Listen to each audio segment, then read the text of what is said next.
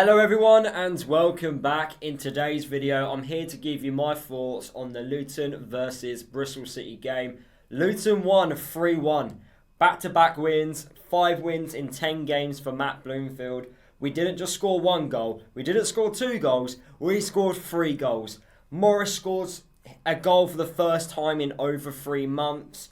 I saw things today which I haven't seen in a very long time, and long may it continue. Yes, other teams around us in the Championship won their games, a bit annoying, but some teams have now been back-dragged into this relegation dogfight. It's going to go to the last game of the season, and we've put ourselves in a very good position by winning our games. 2 more games left, we've got to win, just keep winning.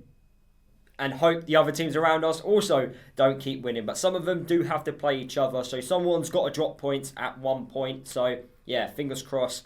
We're not the team that's dropping the points. But let's talk about this game. The starting 11, I thought was a good starting 11. Matt Bloomfield did a tactical change and he put Ali further forward, which a lot of us have been crying out for. And I thought it worked quite well alongside Morris.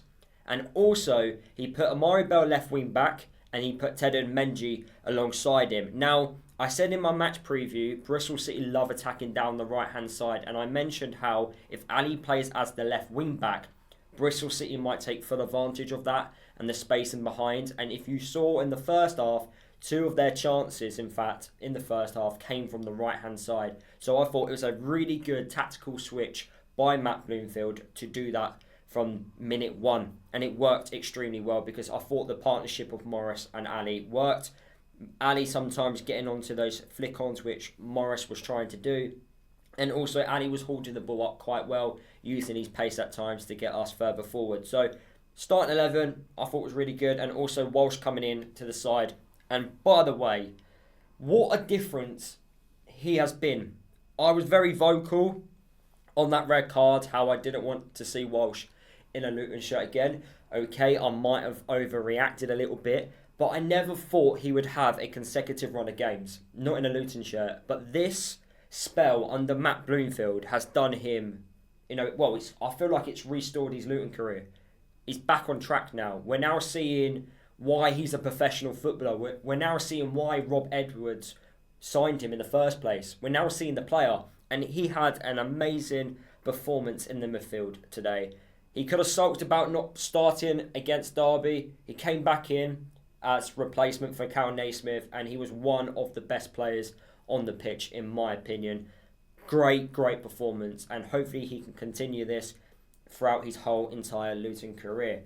Now, that first half, it was a bit cagey, wasn't it? I think both teams were a little bit scared to put their foot on the gas a little bit. We had a few half chances. There was definitely a penalty shout in the first half, a handball by the Bristol City defender. I thought that would be very harsh to give that as a penalty. I know in the Premier League with VAR, you think that decision gets given, but I don't want to see penalties for that. There's not much the defender could have done about it. And I always feel like when it comes to like a penalty decision, I always like to think with the perspective of what happens if it was the other way round. And I don't want to be having penalties like that if a Luton player also handballed the ball quite close to where the other player was. For me, I don't want to see penalties like that. But anyway, we go in at half-time, 0-0. I would say it was quite an even first half. We had a few half chances. There was a really good save by the Bristol City goalkeeper. And I think the ball just cannoned off Asgard, and it looked like it was going in, and it was a fantastic save by the keeper. But apart from that chance, really, nothing really much happened. We looked quite good in spells when we were moving the ball quickly. Morris was running in behind, and we were picking the ball out. I've not seen that before. Well, and if I have, it didn't happen. Well, it happened in the promotion winning season. But that was interesting to see. Morris getting onto a few balls in behind. We were catching Bristol City's high line, which was quite good.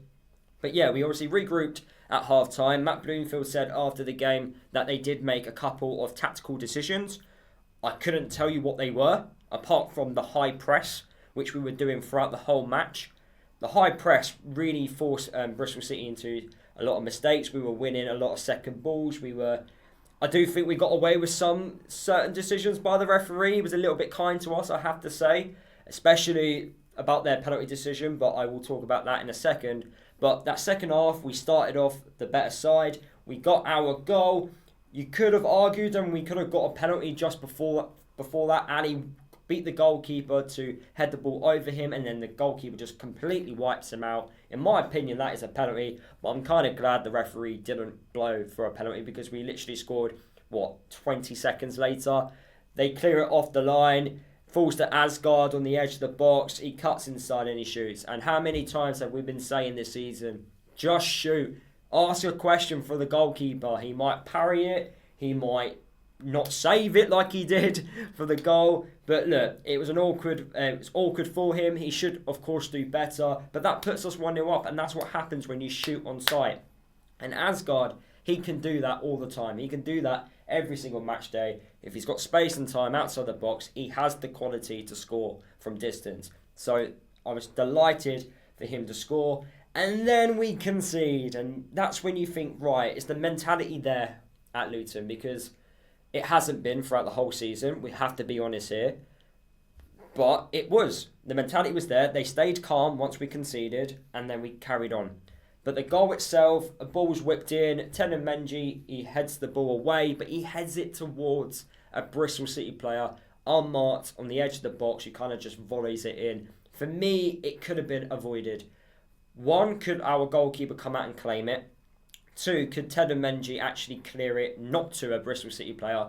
Or thirdly, could he just actually allow the ball to drop and then make life a little bit easier for himself and clear it another way, rather than directly to a Bristol City player? And for me, that goal happened because we didn't communicate. And I don't think the players communicated to each other, because he had time to boot it away, and that goal could have easily have been avoided. But it wasn't. We conceded, we stayed calm, and we went again. And then we got the second. I thought our set pieces today were very good. Walsh on the deliveries, amazing. And yeah, the second goal, we were winning the battle in the air, a couple of attempts, and it falls to Morris. Well, it falls to Morris on the, towards the right-hand side of the goal. He uses his strength, and he was using his strength throughout the whole game, to be honest. But it was amazing strength to stop the Bristol City player from getting there and stopping him from scoring, and he wraps his foot around it, and yeah, from about 3 to 5 yards, gets the goal for us from the corner after us winning the initial headers to get to that point. Delighted for Morris, because we haven't seen enough goals from him, and he hasn't been shooting at goal that much. But I thought today was one of his best performances, especially in this Canada year. Something which we've been missing. Maybe him being alongside Ali helped him, and he wasn't using as much energy. But look, I thought his performance today was very good. Won an awful lot in the air. His passing was a lot better as well, and he was becoming more of a threat. Previously, we've not seen him be a threat, but today he was a threat, and he caused Bristol City all sorts of problems. But we didn't stop there. The third goal, it came from, Isaiah Jones has the ball on the right-hand side. He plays it into Fane. Fane kind of flicks it on with a back heel, and Isaiah Jones continues his run. He's got a lot of space and time to pick out where he wants to put the ball, and he puts it. He couldn't put it any more top bins, if I'm being honest with you. I actually thought he actually missed the chance, but he scores it to make it 3-1 to Luton. And at that point, you think, right, game is done and dusted. Just the last 15 minutes, just calm with the ball, be patient, don't need to do anything rational. And then what does Tenen Menji do? He gets out-battled, he gets out-forced by that Bristol City striker, who I thought was, quite a good striker. I thought he gave our defence some problems, I have to be honest with you. I think if they started with him up top, they might have got a bit more success, especially going forward. But he out-strengthens Menji. Menji actually brings him down. It's a clear penalty. I've not seen a more clear penalty than that this season. And I'm absolutely gobsmacked that he was, one, not sent off, and two, the penalty wasn't given. I couldn't believe it. The referee, I do understand why Bristol City fans are not happy about that, because that was at quite a critical point for them. 3-1 down. If they get that, there's still 10 minutes left remaining. But look, I'm not going to complain too much. we got a bit lucky there. We haven't had much luck this season, I have to be honest with you. So, look, I guess you just hope the decisions balance out from now until the end of the season. But hopefully we don't get a few decisions like that go against us in the next 2 games. But yeah, I do think it was definitely a penalty for Bristol City. But anyway, the referee didn't give it, and we defended throughout the last 10 to 15 minutes. I thought Reece Burke, when he came on, was amazing. I thought that was a fantastic sub appearance from him. He just put his body on the line everywhere. He was running all over the pitch. I thought he was going to pull his hamstring again. He put these 2 wicked balls into the box, right in the 6-yard box where no one was attacking, which was quite annoying. But look, he put the ball in. And yeah, I thought it was quite a good performance by pretty much the whole team. Really, really happy with that. If you said to me before the game we're going to score 3 goals, I would have laughed at you. And I was quite nervous because Bristol City are a good side. Yes, away from home they're not as good, but at times they did move the ball quite quickly and cause us a few problems, especially from distance, as they've done all year. But I thought overall our performance was amazing. Second half especially, fantastic. Yes, teams around us also won, but the likes of Preston, Oxford, they're now back in the conversation. Even Stoke as well. They're only 4 points away. It's got to go right to the last game of the season, but we need to keep winning. Yes, Coventry lost against Plymouth, which is a crazy result in itself, but they've now got to come to us, and they're going to want to bounce back. So it's going to be tough. So we need to also just try our best to get as many points as possible. West Brom, they've sacked their manager. As I just recorded this video, I've just seen the notification as well. So they're going to have, I don't know if they're going to have a new manager in time or it just being an interim person in charge. But that could be an interesting one. At the moment, they're currently on the beach. They're 6 points away from those playoff positions. I can't see them getting into them now. I think after losing to Derby at home today, that's it for them. So Coventry's the only team, out of the next 2, Coventry's the team that have something to play for. But sometimes when you play against the teams that have nothing to play for is when you don't win, like against Blackburn. So look, keep this going, Luton. Got to keep this going. I'm super happy because I didn't think we were going to win today.